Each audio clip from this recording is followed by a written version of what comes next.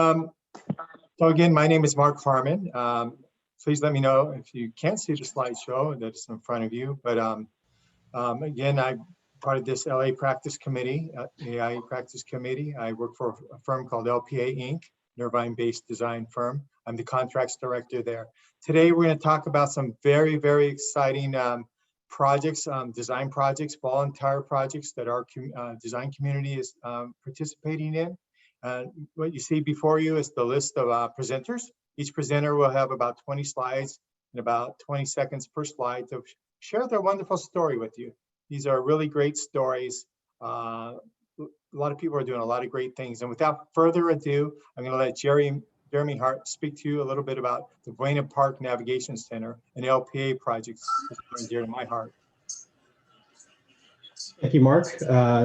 As Mark said, my name is Jeremy Hart. I'm an architect with LPA, located here in Irvine. And I'm here to talk to you today about a local crisis. For any of us who live in Southern California, we've seen the homelessness issue in the last couple of years.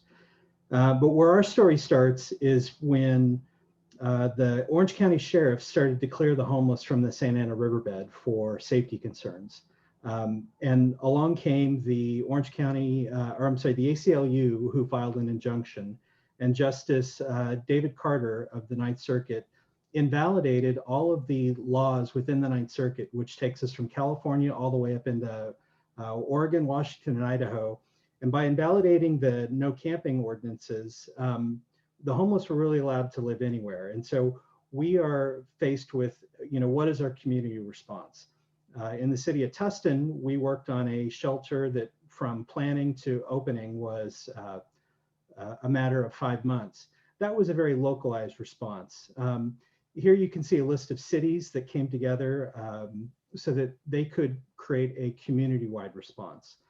So these cities in North Orange County banded together to develop an approach to dealing with the homeless in their communities that had a lot more thought to it rather than developing a bunch of community shelters. And so for us, really, that starts about, where do you locate a shelter? And the city of Buena Park stepped up to the plate and said, you know what, you can put the shelter in my backyard. Seems like the slide should be advancing by now. But even as we start to talk about this notion of not in my backyard, and Buena Park saying, yes, go ahead and put it in my backyard, even within the city, there was pushback. Where do you locate a shelter for the homeless? And what we're left with are industrial sites, small sites that are undevelopable, sites that nobody really wants to deal with. And when we look at the drainage canal adjacent to our sites, even on the other side of the drainage canal, the neighborhoods started to push back on the site. Once we had a site selected, it really became, how can we get a shelter open and operational as quickly as possible? And we looked at a number of ideas, from ground up construction to renovating a facility to what we ultimately decided to use was this notion of shipping containers, and taking the shipping containers, because it really did provide us with the fastest route to opening the shelter. So while we were doing all the site work, prepping the utilities, laying the foundations, and getting the site ready, we could simultaneously, with our partner Crate Modular, based in Long Beach, could start to fabricate these shipping containers. So in the 3 months that it took us to prepare the site, during those exact same 3 months, we were fabricating the shipping containers to prep the site, or to be prepared to bring on site. And then once the foundations were ready to receive the containers, it was a matter of 4 days to place the containers on site and assemble them together, as you see here. All told, 57 shipping containers oriented to create about a 15,000 square foot shelter. Now, once the shipping containers are in place, it took another 3 months or so to weld all the containers together, connect all the utilities together between the containers, and install all of the appropriate mechanical and electrical necessities for the site. But ultimately, what we get is a shelter for the homeless. We can serve about 150 people on this site, taking in the homeless from North Orange County. There's a dog run in the back, parking for personal vehicles, parking for bicycles. Interestingly enough, one of the things that we found, one of the biggest barriers to people wanting to go and sign up with the shelter was the ability to bring their pet. A lot of times the pets are their closest family. And so it was important to us to design the space so that they were able to bring their pets. Within the facility, there's a number of programs that are offered. There are counseling services available. We serve 2 meals a day at this shelter, breakfast and dinner. They bring in pre-prepared packaged meals. There's places to gather outside. There's even a clinic. It's really important that we help the people coming in off the streets get as healthy as they can and help them find their way back into a manageable location for them in society. The average length of stay for somebody at a shelter like this is around 120 days. And so it takes time to get people to a position where they are ready to get back into something more permanent than this. This is a photograph of the men's dorm. Within the men's dorm, we can sleep about 100 people. There's a women's dorm that sleeps 40 and a couple's dorm with capacity for 10. It was decided that this shelter wouldn't take children. There is a classroom or a community room. So in addition to getting people healthy, getting people adjusted to being back into the mainstream of things, they do offer programs to teach skills so that when they do get back out into society that they can contribute or be successful, I should say. So here, just another view of what that starts to look like, the overall shipping container response as they come together.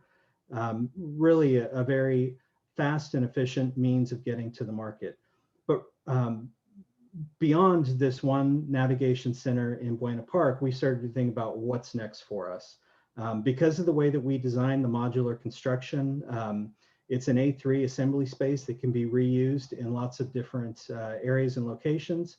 And the way that the pieces start to come together, and it's a approved modular construction by DSA, we are now taking this exact same footprint and plan and implementing this in Merced County as they're building a navigation center that, as you can see from the look and feel of these containers, has very similar look and feel, even the colors, as Buena Park. It's currently under construction. This photograph is about a week and a half old. They started flying the containers a week ago Monday. So thank you very much. This is our navigation center.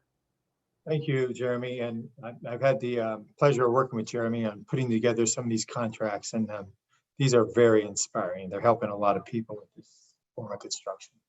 Thank you. Next, we have Mark McVeigh from AECOM, who's going to talk about some really neat things that AECOM's doing for the Downtown Women's Center. Without further ado, I'll let Mark tell the story. Hi, everybody. I'm Mark McVeigh with AECOM, and this is a story about another homeless situation, the Downtown Women's Center, which is in downtown LA, right in Skid Row.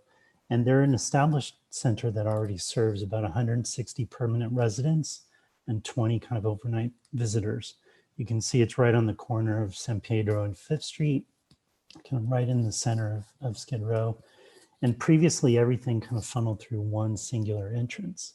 What we really helped them to do was address COVID concerns and how they could immediately adjust the way that they were serving that community in the very short term, make some kind of medium expanded service opportunities in the midterm, and how they could transform their service in the long term by being more efficient with that stuff. So they focused on 6 different centers, 6 different services, 3 day services, meals, permanent residence, and bathroom and showers.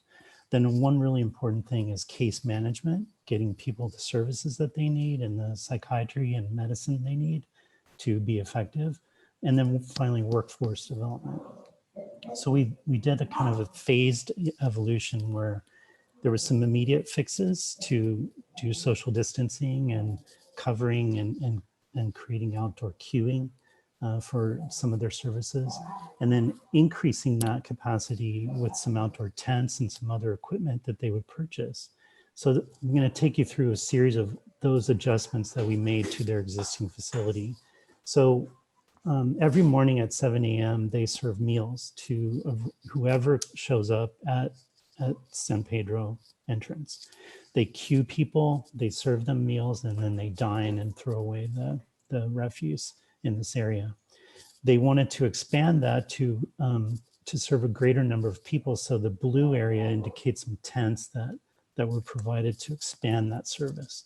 All outdoors where they previously did it, all indoors. The next thing that they did was to look at kind of overnight residents that wanted to use the restroom facilities, but they needed to do it in a safe way, so that they developed, we work with industrial hygienists to develop a cleaning regime to keep those permanent residents safe, but also separate from the visitors that are coming out. So all the different circulation programs were separated. Then they had previously about 80 overnight guests, and they had to reduce that down to about 24 currently in the blue area here. So that adjustment was something that happened to them and unfortunately displaced a number of women that now end up being in that queue line in the morning when they want to pick up meals. Then throughout the day, they offer a ticket to come in and use the restrooms facilities, and they were using internal ones initially, and then they expanded to some outdoor restroom facilities during the day to deal with more visitors and more guests over time. So you can see that here. They interestingly have access to this parking lot, which allows them the flexibility to do some of these temporary measures and address some of the needs in a very flexible way. So the next thing that they looked at was, how do we deal with case management? How do they deal with interviews and intake and getting people registered into a log of, kind of where are they? What are the needs? Are they looking for employment? Are they looking for other services?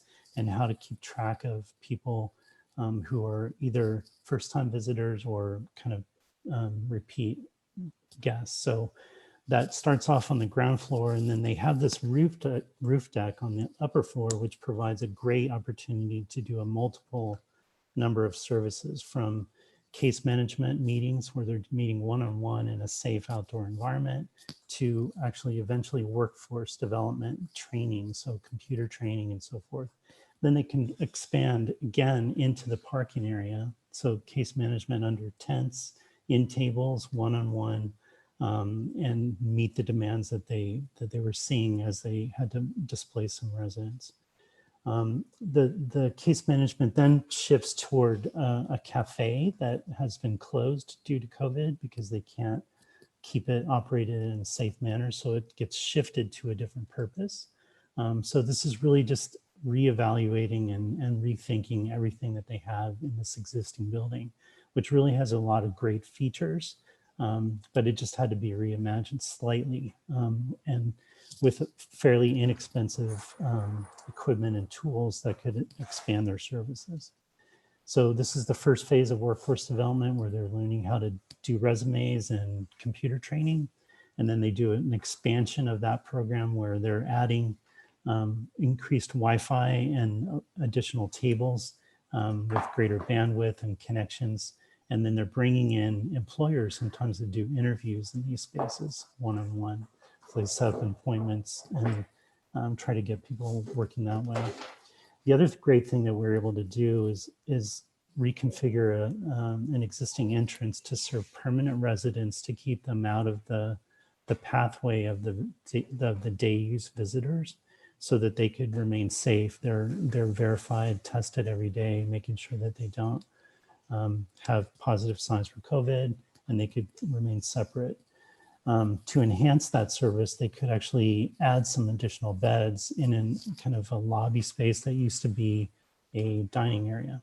So it was really just kind of being imaginative and thinking through and planning the route that people would take through all these spaces. But it was really rewarding to see them pull off this adjustment and be able to deal with everything in the future. Wow. Mark, that's really fantastic. I know that area well in downtown LA.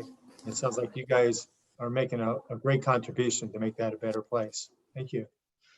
Next up, we have Alvin from USC, who's going to talk about Operation PPE. PPE. I think you guys are going to all find this fascinating. Alvin, without further ado.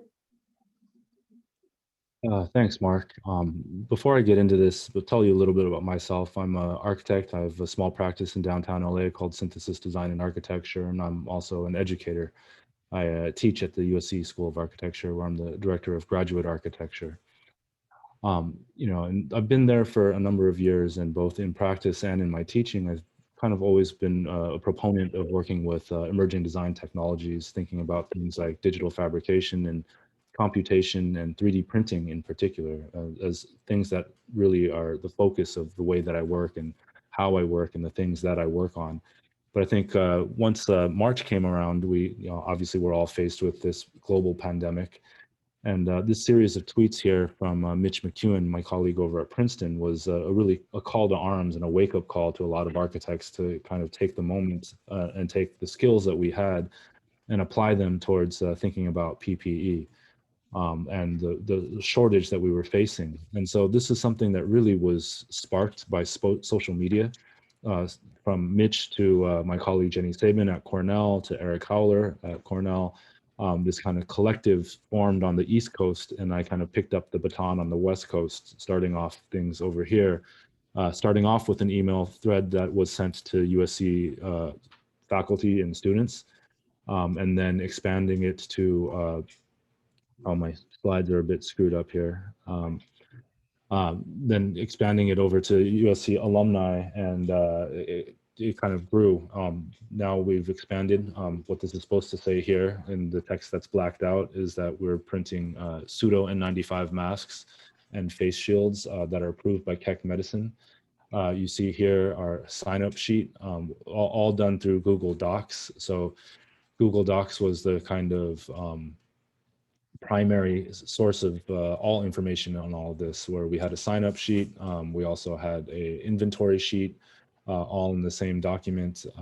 We, kind of collected, and again, slides are screwed up here, but this is supposed to say that, oh, that's all right. We were about 350 plus individuals from 15 plus institutions and 50 plus architecture firms. Many of, I wouldn't be surprised if some of you are on the call today. I know I've got a former student in here as well right now. But it was a really, really great moment that was a kind of collective energy that was all, a lot of people working collectively on these things. And, we're, as you can see here, we're 3D printing these face shields and masks. They have multiple pieces that snap fit together, and then a fabric filter, a reusable fabric filter that goes inside. They are not meant to be true N95s. They're backups to the backups. They are approved by Keck Medicine. As the operation grew and spread, we were basically collecting as you can see here through this kind of Zoom background, our only point of contact was either through the Google Doc or through Zoom. And it was one of those moments where I kept joking that it was a little bit like, the scene, that first Zoom meeting was like the scene out of Die Hard when John McClane meets the other cop for the first time. Like they've been on the CB for, the whole movie, guiding each other through the mess. And in this case, we were all collecting through Slack and connecting through Slack, and have developed this really kind of intense community of 350 people that were using Slack. I'm sorry, like these slides are all meant to be animated GIFs. I don't know why they're not animating. Okay. But essentially the Slack channel was being used for us to kind of collect information, share information. People had tips on how to 3D print, how to change your files, which files to use. The files were constantly being upgraded and updated. Here we see, okay, the schools are blacked out and the nonprofits, but it's AIA, so it works because all the firms are there. So like you guys can see the firms that are represented, which, quite a few of you on this call are probably representing some of these firms. It was not just architecture and engineering firms, it was also Hollywood industry firms, nonprofits, USC Architecture, UCLA Architecture, SciArc, Cal Poly Pomona, Cal Poly LA Metro. We had people that were grade school teachers, elementary, high school teachers, other universities. It was a really kind of amazing effect of just all of these people coming together, being connected through Slack. As you can see here, the Slack channel became our primary medium for discussing with one another and talking about what was working, what wasn't working. We were coordinating pickups and drop-offs to try to minimize the amount of foot traffic that was going to the hospital. Slack was a very active kind of part of all of this. It basically takes about, I believe it was half an hour or 3 hours to produce one complete mask. Collectively, we've printed something in the upwards of 7,000 and somewhere over 7,095 masks and 11,000 face shields. We are delivering to USC Keck Medicine, LA County USC, Children's Hospital, MLK Watts, and also to the Chinle Indian tribe in Arizona, as well as another tribe that's in Colorado. These are some of the locations that we had for drop-offs. So we basically had a series of 7 drop-off locations throughout the city. It's something that was collected a lot of press, so it was got a lot of attention. We were on KCRW, we were on the CBS News, LA Times, but really wasn't just about what we were doing. It was actually a national and international movement. If you look on, this is meant to be an animated GIF that scrolls through the hashtag Operation PPE, which kind of aggregates a lot of the efforts that were happening around the world and really sparked this entire kind of design community that was exchanging with one another. There's still a fairly active Facebook group called Open Source COVID-19. But I think the thing that really struck me was like why we were doing it in the first place, or why we had to do it in the first place, which was the fact that there was no kind of centralized collective effort in our country to have a response that meant that we would have the resources that we needed. And it was something that really upset me, as you can see in this quote right here. But it's also something that I think is important to think about relative towards architecture as a whole, which this quote from Mark Wigley basically says that architecture never derived its force from the stability of culture, but rather from the moments when culture has slipped or stability has slipped. And very clearly, we're living in one of those moments right now. And I think when we think about what's going on right now with COVID-19 and the pandemic, one of the things that we might want to reflect on is the fact that we've had a previous pandemic. In 1918, we had the Spanish flu. Mark, I think this slide stuck. Should go to the next one. When we had the Spanish flu, most of us don't know this, and I actually didn't know this until the pandemic started. The Spanish flu actually was part of the reason we arrived at modernism. It was actually a response to the Spanish flu in terms of the way we started rethinking the way we planned cities and the way we started separating industry from like having different sections of the city that were a kind of modern master planning. What was really a result of the Spanish flu, as well as kind of the birth of a more sanitary or more sterile, you could argue, architecture that was really a more machinic architecture that was really trying to be something that was dealing with that particular pandemic. And I think when we start to think about those things relative to what we're going through now, there's an opportunity for us to rethink what architecture is, but not only in terms of, Mark, I think it should go to the next slide again, but also in terms of another issue we're currently facing, which is the kind of exposure of systemic racism, not the existence of it. It's been here since the birth of this country.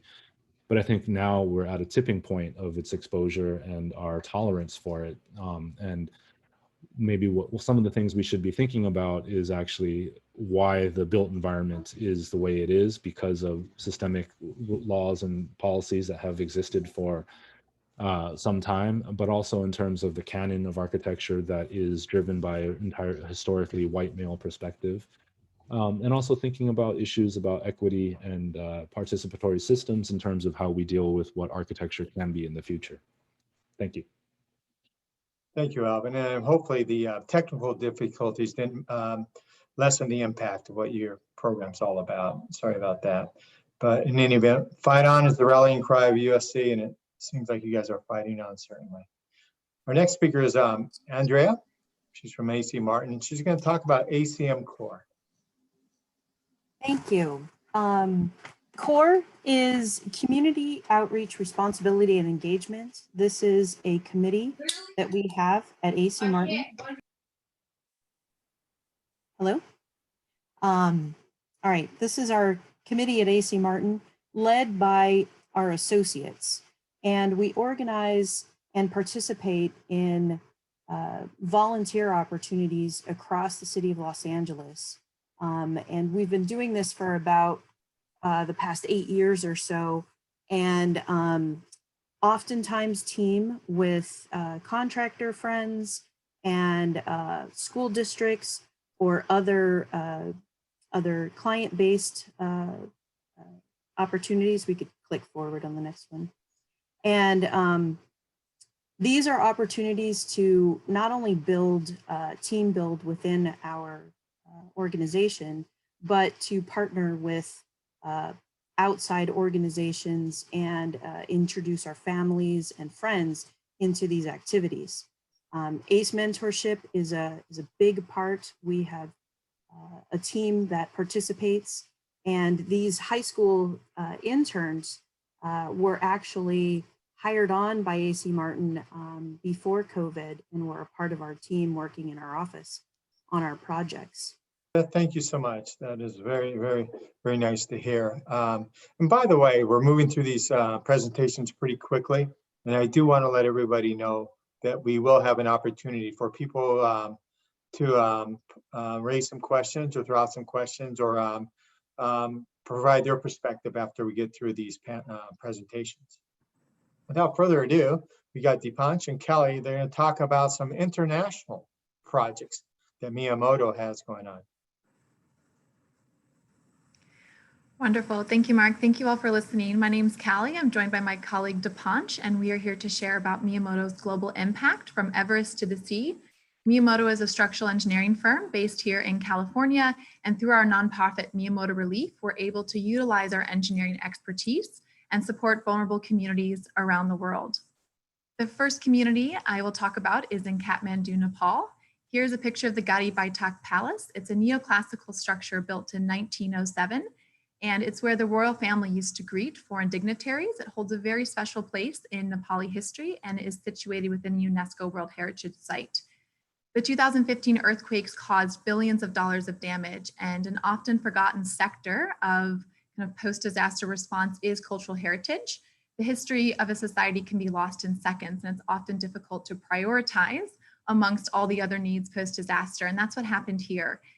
The Gadi Baitak Palace was left in disrepair for many years and was considered to be torn down when Miyamoto, with support from the US Embassy, decided to repair, restore, and retrofit the structure. Our intervention of choice was an enhancement of the original construction technology.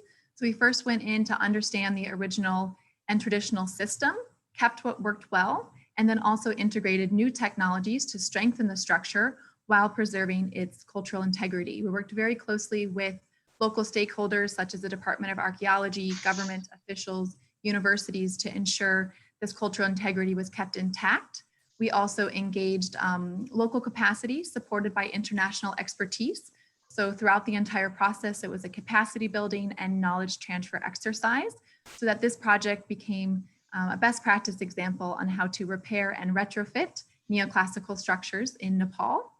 We also worked very closely with students and volunteers from across the world. So it was definitely a global effort to repair and restore. Pictured here are some students from Cal Poly who came in to support on as-built and the retrofit solution. So the global impact here is to restore, strengthen cultural heritage and pride post-disaster.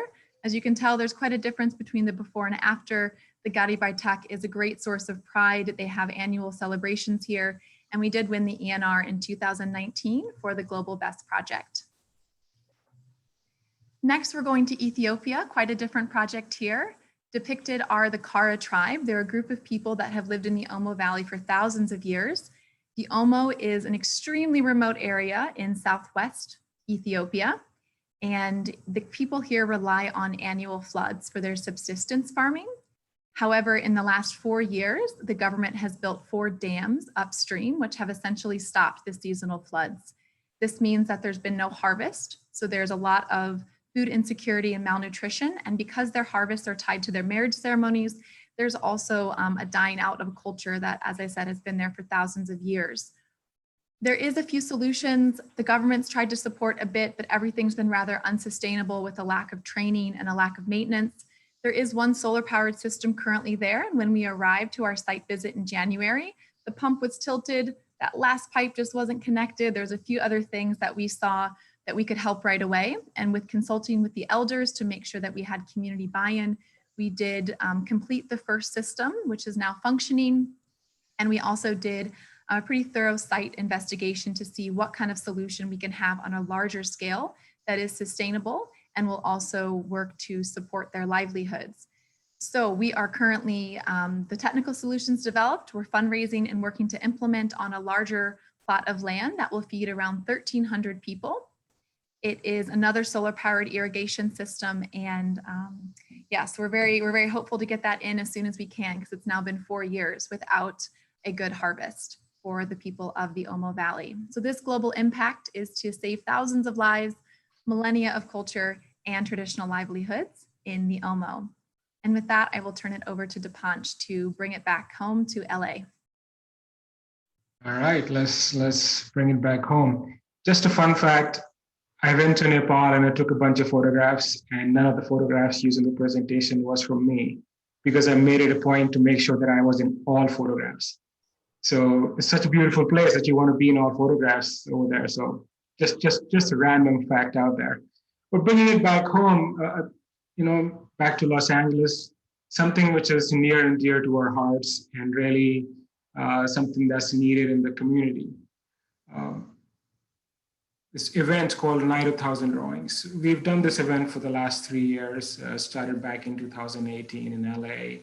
Then 2019, we went to Sacramento, and we're back here. 2020, we are back. It's essentially Night of 1,000 Drawings is we draw drawings, we donate the drawings, and we have a big party around the drawings. So all the 5.5 by 8.5 drawings, they are donated by people like you, me, who draw the stuff. And people participate in the event, pay a ticket, and then get to take any of those drawings home. And the funds that we raise from those drawings go to, this year, they're going to Hope Street Margolis Family Center, where kids who don't have regular avenues that your and my kids would have to go to a STEAM program in summer, and just to go to a regular daycare where they learn and get educated. So given that the pandemic, we are not doing a big event this year, we are looking forward to do some small virtual online events, which are doodle parties, where we encourage everyone to get together and draw stuff and donate stuff. So if you guys are interested, it will be a great thing for us, for Hope Street, for Los Angeles. And it just feels great to give to the kids who need something. Do feel free to reach out to us. And so we've gone from the Everest, Nepal, we've gone to Africa, now we're back to sea level. And that will sum up our presentation. Thank you so much, Callie, Dipanch. I guess that goes to show why you guys have your Miyamoto International Inc. It's great to see that you're helping out, just not our local communities, but our ones abroad. Thank you. Definitely. Next, we have Erwin Miller from Gensler. He's going to tell us about some really fascinating stuff going on with a corner market in downtown Los Angeles. Great, thanks for having me. As you said, I'm Erwin Miller from Gensler, a design director, and I lead a studio, co-lead a studio that focuses on food and beverage. We had done a project a couple of years ago called Every Table. If you live in LA, you've probably bought food from Every Table. The nice thing is when you're buying great food from Every Table, you're subsidizing a food desert food. So when you're paying $8 or $10 for that meal, someone can buy it for 4 in a different part of the city. They connected us with the Healthy Neighborhood Food Network, which Alba and Heidi were a part of, and introduced us to this client on the right, Luce. And I put the team up here also to begin with, because getting the right team for a project is really, top-down approaches don't always work. You need people who are really passionate about it. And Bez and Audrey and me, the three at the bottom, were the key leaders who just drove this project, which was a renovation of this site in downtown LA. This is the existing site 2 years ago before we started getting involved. Mom and pop kind of location run by Lupita and her daughter and son. And the second generation was taken over this business, and they applied for this grant from the HNMN Food Network, and they subsidized the work there. So what we did was we put together a charrette. We feel like it's best practice. Probably most of us do this in our studios to get everyone's buy-in. So we got everyone to kind of sketch ideas, have a lunchtime presentation, and gather the best of those to bring our brain trust to this client, because it was a pro bono type project. The initiative was to replan the store, bring the healthier foods to the front. That's one of the reasons they get this grant, is to bring healthier food options to people, and organize it better to make it all these words you see, inviting and clean, and a welcoming environment for this existing location, as you can see, but bringing a new face to it, to all those neighborhood kids who come there. It's a bodega in the heart of downtown LA, so people are always shopping there, and it gave new food options for them. Then we started in on a very rapid construction. We work with Build Group. We'll show you at the very end of the slide here. It was a fast construction. The whole idea here by doing this was to not trigger too many permits, change of use, and anything with kind of refrigeration. So it was more about a cosmetic upgrade. This was at the opening. Luce is pictured there with the community. And it really was about that connection back to the community, the importance of how they serve, and how, when we're talking about our outreach to the community, which this program is about right now, these are the types of people that you can make the smaller impact in a city like LA. I love the photos of this. This is Luce and her mom Lupita on the left, and our design team on the top there, and the family when the mayor's office came for our opening. So since they've opened, I think we have some stats in a minute. They've introduced, this is all pre-COVID, so this happened, before the end of January last year. They've introduced new food options. They have some buying options, so people who are not as tech savvy can come there, try new food items, pick up, grab and go. So they're doing well. Business, of course, is down, so we're trying to drive business to them. But they've done so much for the community. They got the Good Food Champion Award, and this is Luce with the mayor's office receiving that award. Again, on the outreach of what they do and the entrepreneurship and advocacy that they provide for the community. You can see prior to COVID, sales were up 50% since the transformation, and it's getting those healthier food options and educating people. That's the most important part too. It's not just about buying the foods there, but educating the community so they know there are healthier options there. Where we got to in COVID, I think we're going to show you this other project, was the team after March was feeling like, what could we do? How could we reach out a little bit more with this client in our homes? So we came up with an idea. They led the effort to design, we have this program called Color Speaks at Gensler, and design a mural on the side of the building. So we kind of came up with this whole idea. We said, we'll provide the materials, the colors, and the directions. We set the tone of this, again, a kind of a design charrette idea for our studio to take on and to say, how could we do this virtually via Zoom, and come up with ideas. So we worked in Microsoft Teams, and these were some of the Teams pages. So everyone kind of chimed in on it, and then we kind of selected the best of the best. We brought that design idea back to Luce and back to the family to say, what do you want to see in this? So I think as you start to see in the next slide, all those ideas kind of congealed. And this was the one where she wanted to talk about the diverse colors and people of downtown LA that they were serving. It wasn't just one race to another race, and bring that kind of joyous Latin American kind of color scheme to this. So it was designed by the studio, and then we went masks on, and in April, I think we were down there, and we spent 2 days prepping the walls and painting it.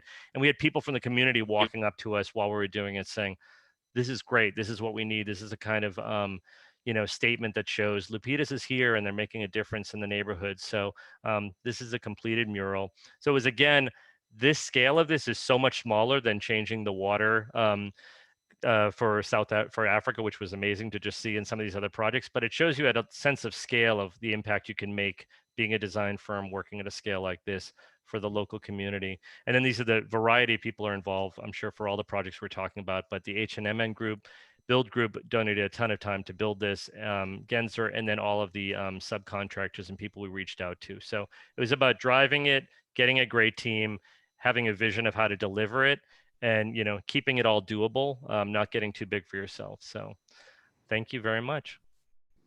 Thank you, Erwin. I know I'm going to make a point to go down to that market next time. And, Please, I do. I go there for if I got to buy food and toilet paper. I'm near downtown. I go there and I buy some things just to give them some extra fee their way. So thank you. sounds like the people are probably very appreciative in that community. Yep. Of what we've done.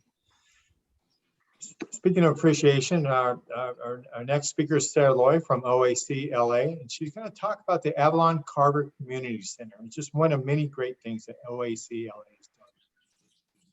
Thanks so much, Mark. As Mark said, my name is Sarah Loy, and I'm the Managing Director of the Los Angeles chapter of Open Architecture Collaborative. So we're actually an international pro bono design service organization. So we provide services for marginalized communities, so people that wouldn't otherwise have access to design services due to budget or whatever other reasons. And so we work with those communities and try to bring their voice to life through design and let them see the power of what design can actually accomplish. And so this is some of our reach. We actually previously were Architecture for Humanity. And so we were changed over to OACLA Open Architecture Collaborative about 4 years ago and became much more locally focused instead of globally focused. We work with nonprofits often or community centers like AVALON CARVER. And then we usually have a team leader from our board of directors. And then we have a huge database of volunteers from arborists to architects that help volunteer on all of these projects with us. So the project today, AVALON CARVER Community Center, is based in South Central Los Angeles, right off of Avalon Boulevard. It was actually built in the 1950s. And so we're helping with a feasibility study project that looks at a multi-story renovation in addition to the existing building. So the first phase, we started getting to know the community center by working with the staff there, learning about the history, really digging into the context, the demographics, the community, what services they currently have available, and really trying to understand the center and who we were working with. And so with the help of Jamiko Elder, who's the managing director of OACLA, we got to hear about his huge, wonderful vision for the center, and seeing it as a hub for change in South Central Los Angeles, which it has historically been. It was actually founded by Mary B. Henry, who is a huge social activist, and started like the Head Start program. And so he wanted to kind of carry on her legacy and really bring the community center back to what it had been previously, which was a hub for education and services for families. And so we took on all of that information, and we started to reach out to the community itself to try to learn and understand the narrative of the community center a bit better. And so we met with community leaders, staff, many different people at the center, and got a lot of great feedback and tried to understand the center and the needs of the community a little bit better. Through that process, we actually came to realize how intensely important it is to gain trust and build trust and follow through with your community partner. And so actually out of some of these interviews in which they stated that they've had architects come in the past and kind of get some marketing materials and then leave and not follow through, we really wanted to let them know that we were there to stay and showcase some version of the change we were hoping to help them achieve long term. And so we painted that mural that you just saw and unveiled it as part of also unveiling of the proposed plans and layouts. We got feedback from the community members through a few different community events, and we got input on what they wanted to see in the community center, what was most important to them, and how we could kind of update the plans and really give them what they were looking for, and and revitalize the center that almost closed actually about 6 years ago. And so we're really focused on bringing all of that feedback into our final partie diagram, which includes low-income housing, the community center in the middle, and then the STEM middle school on the right, you see. So this was part of Jay's dream for the center, which was really expanding the educational services and also the low-income housing, which currently doesn't exist there, but is extremely important to that community. And so we've developed this partie for them and included multi-level additions on both the north and south sides of the building to help accommodate these new low-income housing units and the classrooms and labs for the charter school.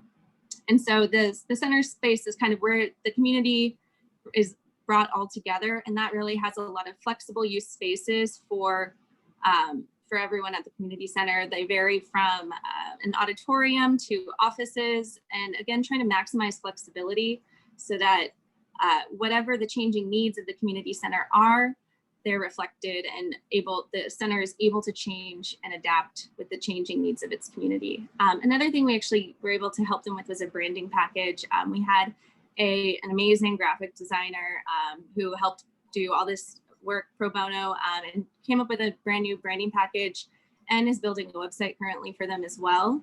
So we actually took a lot of that and incorporated it into the final design of the building to try to make kind of the colors and the new logo a beacon for the community. We also really wanted to activate AVALON Boulevard. So we brought a lot of transparency.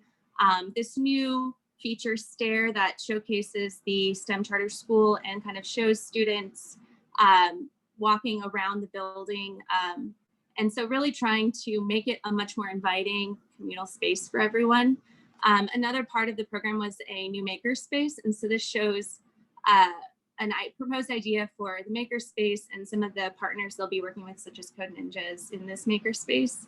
And it directly opens out onto a courtyard. So there's actually 2 courtyards. So on the other side, we're proposing a community garden here, which you see. That was another thing very important to them, which will be partnered with a commercial kitchen where they can take the food grown in the community garden and use it to teach people how to cook in the kitchen. So there's lots of great stuff happening there. Now we're kind of going into the fundraising and hoping we can get the funding to help do at least part of this renovation, which will definitely be a phased project, but we're excited to take it to the next step. That's a wonderful space that you guys have designed there, and that's really great. And I think that's just a representative of what OAC does, from what I understand. Fantastic. Thank you so much. Thank you very much. Okay, our next presenter and our final presenter, and again, we can have a Q&A after Drake Diller from Perkins & Will finishes here. Drake and our former colleagues, we worked many years ago in New Orleans on working to improve some schools that needed some help. But in any event, Drake here is going to speak about Destination Crenshaw, which is a great project they're doing in Los Angeles. Mark, if you could just slow up on the first 3 slides and then make it up on the rest of them. Okay. Yeah, my name is Drake Diller, Perkins & Will. This project is with Studio MLA as well as Gallagher, HKPFF, as well as Cisco. Imagine a captivating and memorable experience of sound, color, energy, and the arts. During planning of the LAX Metro Rail extension, connecting LAX to the central LA, the decision to route the underground line above ground at Crenshaw threatened to negatively impact the Crenshaw community, the heart of Black LA. Instead of an opportunity was seized to foster the area's strong art and culture. The outdoor gallery will be the nation's largest art and culture celebration of African Americans' contribution to the world culture. The design for Destination Crenshaw was driven by the underlying theme, grow while you're planted. Inspired by the African giant star grass used by the slave traders as bedding in their ships. We used the theme of that grass, the root system, as you can see here on the slide, as well as the grass above grade is used by the sunshade elements you see here as well. I forgot to turn my camera on. Here we see some connective tissue with the banners and the shade structure and panels that are used throughout the project. Next slide. And here we see a kind of a representation of using all these elements together. So whatever you see the shade structures, you know you're on Destination Crenshaw. When you look at the pattern on the ground here, the pavement, it represents the root structure of the grass, this rhizome grass from Africa. So what's also important about the project we don't talk enough about is the landscape. All the landscape from Crenshaw was taken out. All the trees that were 50 years old were gone. They were gone because of the metro line being built, but they was also removed because of the shuttle that came in from the LAX. Had to go down the street, this particular street, to get to Exposition Park. This slide is showing again the use of all the connective tissues. Again, we changed the color of the shade structure to gray versus yellow. So here you see it, different color. You see the root system along the pavement at the bottom. And here you're seeing sculpture, not on our particular project, but sculpture. Actually, some of this is from San Diego, but we have sculptures on Tim Parkett Park. So you'll see full-size sculptures and some larger than man as well. On the southern end of Destination Crenshaw, we're creating a monument, a Crenshaw Monument. This would be a major pocket park next to a historical fire station at the bottom left there. Next slide.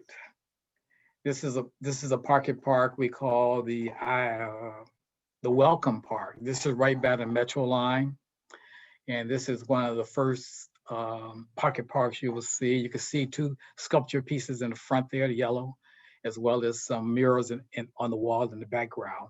This particular park that's coming up is designed for our youth. Is more for our next one is more for our youth. So this one you can see where they could climb on. I am a building block there, and then the blue in the middle there is something that the kids can play on.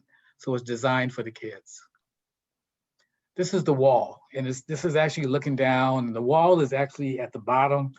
The part at the top is actually elevated above the wall, but we call this a park lit because it's smaller than a pocket park. But again, you see those elements, the rhizome grass element on the pavement, and also the grass shade structures. This is the wall on Crenshaw, which is existing actually.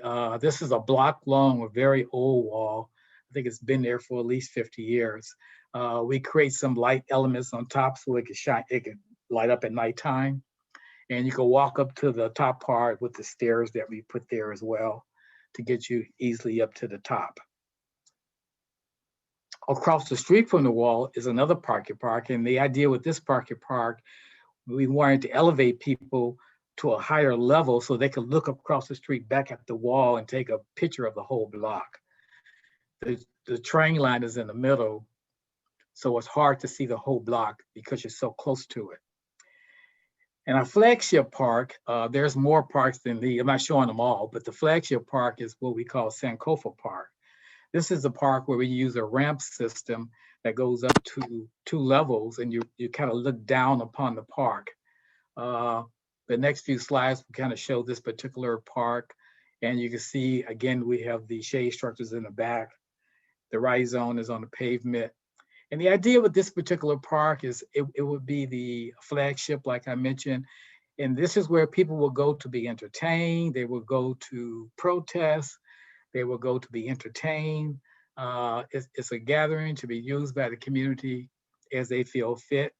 They will have a number of sculpture elements on this park, at least 4, I believe. And there will be some murals as well.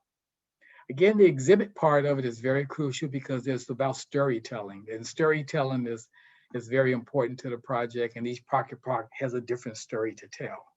This is the vision at the top of the park, looking north, and you can see if you look very hard, you can see the Hollywood sign from there. It's a cloudy day, but this is Destination Crenshaw. Thank you. Great. That sounds like it's going to be soon an iconic project. And thank you so much for sharing that. Thank you. Well, now we're at the Q&A portion of our event. And I wanted to open it up for any questions anybody may have for any of the presenters. I know we rushed through these in this with this Pachacucha style presentations, but now we have an opportunity to go ahead and can discuss these projects, asking any questions you may have.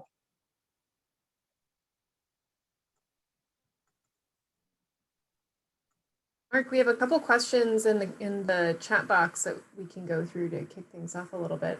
Okay. We have a first question for Jeremy and Mark for the LPA group. Yes. Were containers donated for your homeless shelter project? They were not donated. There was a firm called Crate Modular. I don't know if any folks know this this company, but Crate Modular is you know, a private concern, and they had a contract with the owner of the project.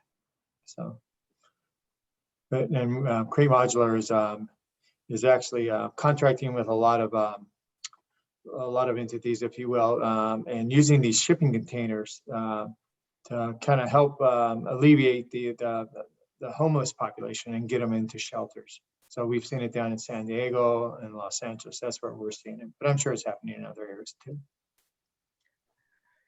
Looks like and a follow on. Yeah, go ahead. Yes. Go ahead, Jessica. I was just going to say a follow-on question to that was if there are any projects that you might be aware of for using this kind of construction method for longer term housing or individual dwellings instead of, you know, like a larger shelter format? Yeah, that's a good question. I'm not aware of any instances where it's used for longer term housing. Not to say that there isn't, but in terms of my experience with the LPA and working with these shipping containers, they've all been more temporary housing. Yeah. If I can say something, Mark, you know, I found the presentations from my colleagues to be very, very interesting. Yes. And it's amazing to me how many things are going on in LA that we don't know about. Mm-hmm. And we somehow have to do a better job in how we communicate and share our stories so that the community and the youth can benefit from it. So, because I was so impressed with so many things that I saw. It was too Drake. I was literally dug in too dramatic. I was touched by these things that our community is doing, and it made me feel very proud. And it also made me think that, you know, there's certainly others out there doing this stuff too, and we just need to share this story. You know, I think it helps people, especially in these dark times. Yeah, I have a follow-up to what you just said, Drake, and that was a beautiful project, that Crenshaw project. Seeing the connections across our different firms as well, from the mask project that many of us were involved with, but we met with Dulan Soul Food and had a great lunch there and talked to the guys, and they were showing us the plans you guys were doing for what was coming. That incited them to say, we got to do more renovations on our restaurant program. Yeah. So these projects trickle down and they affect other parts of our community, which is really important. Good. Oh, good. Okay. No. Okay. I absolutely agree. I think this is part of kind of what drove us to host this event. Yeah. You know, just because I think especially, you know, as Mark mentioned, you know, we're all struggling a little bit right now, but I think that our community's resilience is really impressive. And, you know, we can get through this and we can all support each other and, you know, maintain our inclusivity and build on our diversity, you know, so it's inspiring. We got another question from Jessica. A question for Andrea. What kind of activities will you be conducting for the Scouts during the virtual event this year? Thanks for the question. It's been difficult to reimagine a very in-person event. That is, we start at 9 and go to 5. And how do we take that and turn it into a virtual event? So we are teaming with Morphosis to still host a job site tour. Obviously it's virtual, and the Scouts will be touring the Orange County Art Museum It's a project currently in construction and nearing completion there. We're taking our content and moving it to a virtual content, just like all the teachers did this past spring with all of our kids in class.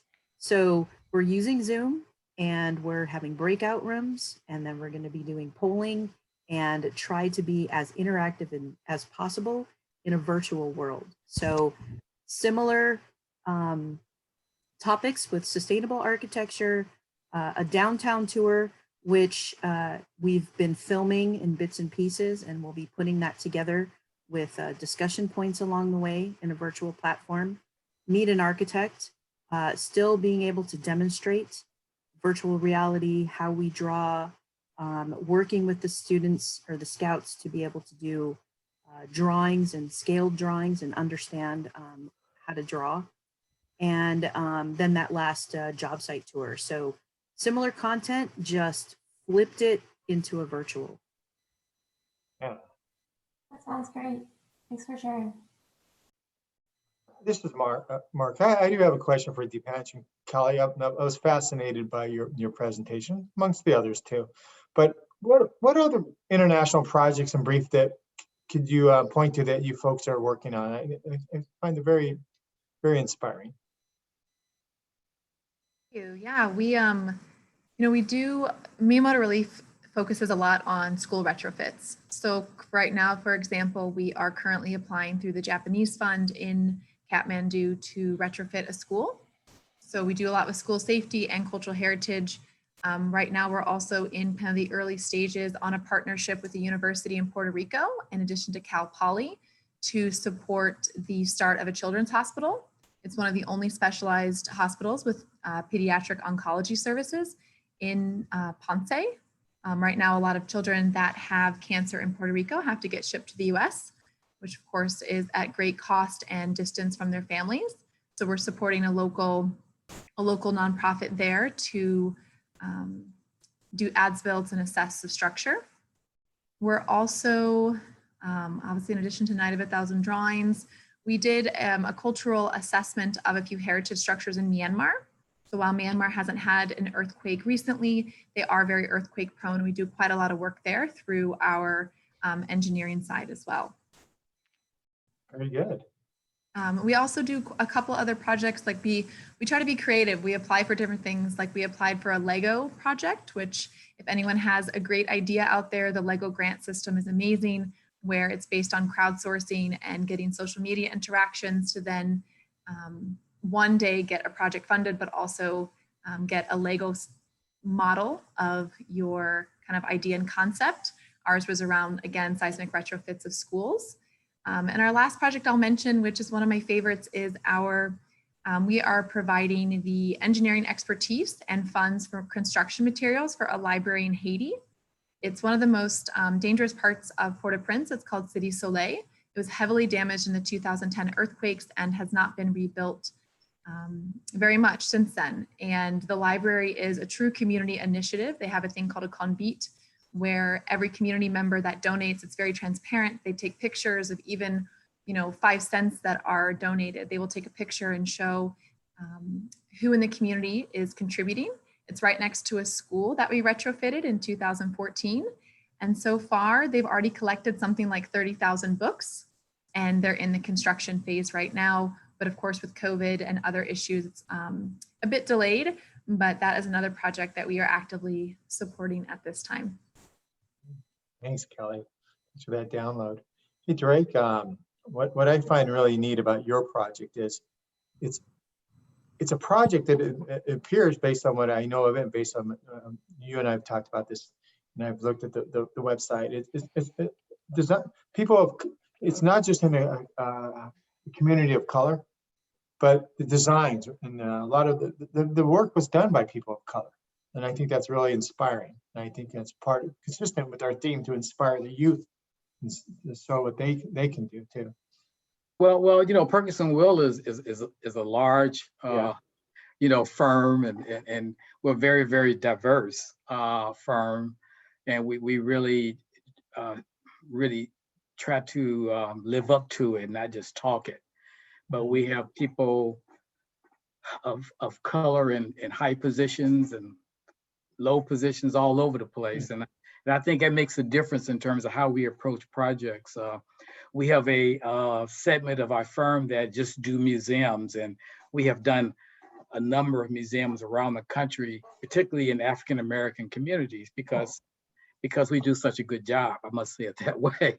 But as I think most people know, we were one of the architects on the museum in Washington, D.C., the African-American Museum in D.C., and we're presently working on a museum for Motown in Detroit. But it's a team. It's a very, very large team and very diverse team. So I think that's what makes it very successful. When dealing with community, and we deal with communities all over the world, whether it's Canada, China. I mean, I worked in Dubai for a while. And I think it's about people. It's all about how do you get along with people and feel comfortable in the culture, and not just being there to dictate or say you should do it my way, but to listen. You know, I'm one, I like to dance, and I think eating food and dancing is the best way you can get to know people. But I think that helped us with how we approach our projects. That's really good stuff there, Drake. And I know you're very sincere because I know you, and that's really good.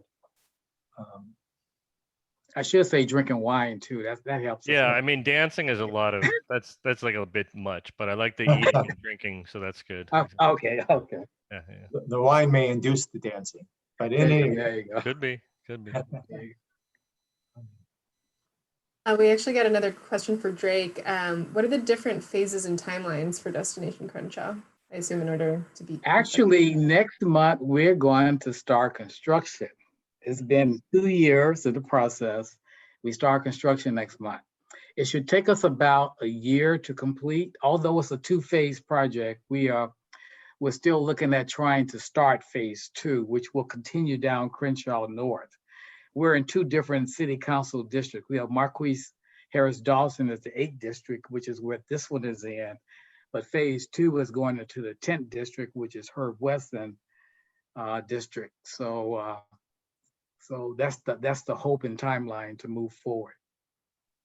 Great. Maybe you can volunteer to be a docent for those of who may want to take a tour of that project. Well, I'm sure there'd be a big opening ceremony. You're all invited. It's going to be great. Thank you. Got a couple of questions for Alvin. First being, how did you get connected to the various groups in need of masks beyond USC hospitals? And then how was your effort synchronized with the Million Mask Movement, which was sewing cotton masks? So the connection to the hospitals was all completely through chance, to be very frank. Just out of pure chance, my wife works at USC Norris Cancer Center and was on an email thread with a guy named Daryl Huang, who is also at USC Keck Medicine and is responsible for doing all the 3D printed masks that they were doing. And so when I started doing it, she just said, hey, you should meet this guy, and connected me to him. And that's how I got involved with being connected to USC Keck. And then the MLK Watts is through one of our faculty at USC, where he was doing a public art project at MLK Watts as a client. And then so he got us donating to them. And then our connection to the other hospitals or the other groups in terms of the native tribes that are in Arizona and Colorado are happening through one of our other faculty members who happens to be, now that we're all virtual, he's actually gone back to his family home in Arizona and is teaching from there. He's continuing to work at USC, but is teaching from Arizona. And because of what's going on over there, it's obvious that the native population is actually continuing to not have PPE, whereas right now in the city of LA, PPE is really an issue that's been resolved. We now have plenty of it, and there's no need for us to make it anymore. But the native tribes are still in shortage, so we are sending stuff over there. I also saw there's another question here from Nalco in terms of do we plan to continue the network? No, we're not in the sense of Operation PPE, but I think that the connections have been established, and it's still something that like now there's it was really an interesting thing to see, just how the design community in Los Angeles responded to that, and how wide the spread was, and how many people were out there that were really looking for an opportunity to contribute at a moment when we all felt really, really helpless.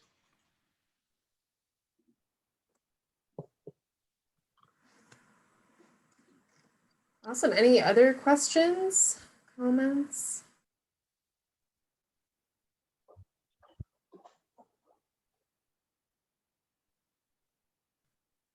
Excellent. Well, I don't know if you have any final thoughts, Mark, but I just want to thank everybody else for coming tonight. I know that it's always a little hard coming late in the evening, but we really appreciate your participation. I think we had a lot of great stories to share today, and thank you again to the panelists for presenting. If you have any questions or comments, feel free to email us through the AIA-LA Practice Committee. As I mentioned at the beginning of the event, we're going to be having one final program kind of looking back at 2020, what are some lessons learned? How have we gotten to where we're at and where are we headed in 2021? So we hope you will all join us for that. And I'll leave it with Mark if there's any other final comments you'd like to make. Jessica and everybody else, I don't think I have anything further to add. I think all of these presentations speak for themselves. And I think they're just poetic in their message, and very impactful. And I think all of us, I think I'm going to leave this kind of fired up to do more for our communities. So thank you very much.